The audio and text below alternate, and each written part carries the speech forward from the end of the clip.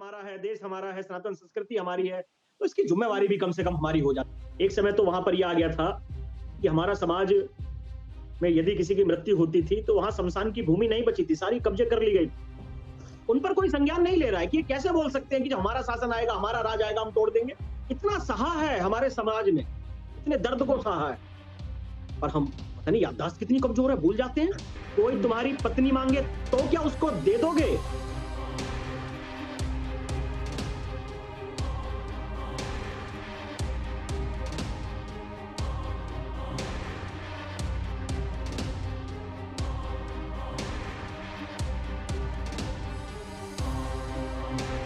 इस देश के अंदर हम लोगों को सोचना होगा कि समस्या बढ़ रही है और समस्या का समाधान हमें करना होगा, कोई और दूसरा नहीं आएगा।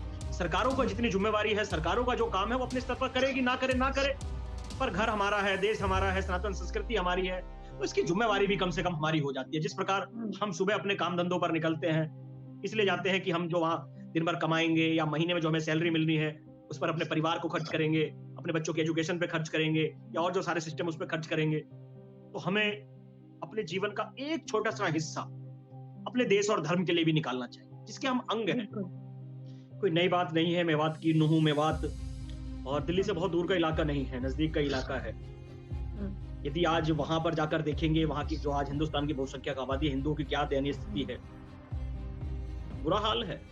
एक समय तो वहां पर यह आ गया था कि हमारा समाज में यदि किसी की मृत्यु होती थी, तो वहां श्मशान की भूमि नहीं बची थी, सारी कब्जे कर ली गई थी। जबरदस्ती वो हमारी बहन बेटियों को धमकाकर उनको लव जिहाद में फंसा लेते थे, जबरदस्ती घर में घुसकर गलत करने की कोशिश करा करते थे। ये आज की बात बता रहा हूं, बहुत पुरानी बातें मैं नहीं बता रहा। इस देश के अंदर एक अराजक वर्ग किस प्रकार से माहौल खराब करने की कोशिश कर रहा है, वो केवल बहाने तलाश रहा है कि हाँ, हमें कोई बहाना मिले और इस देश का हम नुकसान पहुंचाए। प्राची जी, इसी देश के अंदर अभी भगवान श्री राम का भव्य मंदिर का निर्माण हो रहा है, माननीय आदरणीय सुप्रीम कोर्ट के आदेश के बाद हो रहा है। और इस देश के राक्षस लोग अभी भी क्या कहते हैं कि आप बना लो मंदिर, हम तोड़ देंगे, और उन पर कोई कानूनी कार्रवाई नहीं हो रही है।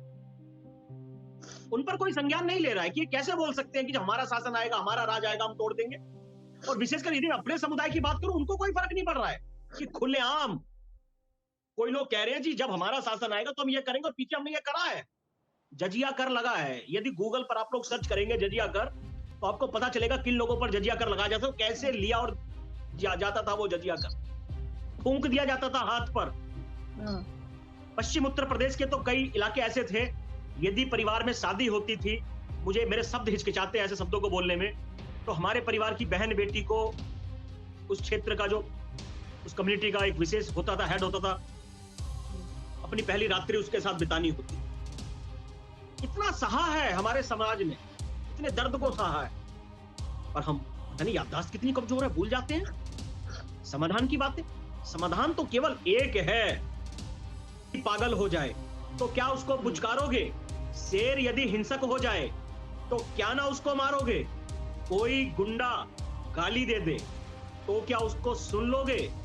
कोई तुम्हारी पत्नी मांगे तो क्या उसको दे दोगे? और दुष्ट नहीं माने तो हिंसा बहुत जरूरी है, हिंसा बहुत जरूरी है। भगवान श्री कृष्ण ने भी खूब प्यार से समझाया, ये करा वो करा, भाई ठीक है, और उसके बाद उनको भी अपना विराट स्वरूप दिखाना पड़ गया, नहीं तो उनको भी रथ हका बोल दिया गया था, भाई ग्वाला है, रथ हका, इसकी क्या औकात है। उन्होंने कहा तुम मुझे जानते ही नहीं हो, मैं तो बाप हूं तुम्हारा, मिनट तब लगेगा सारा सिस्टम ही खत्म कर दूंगा।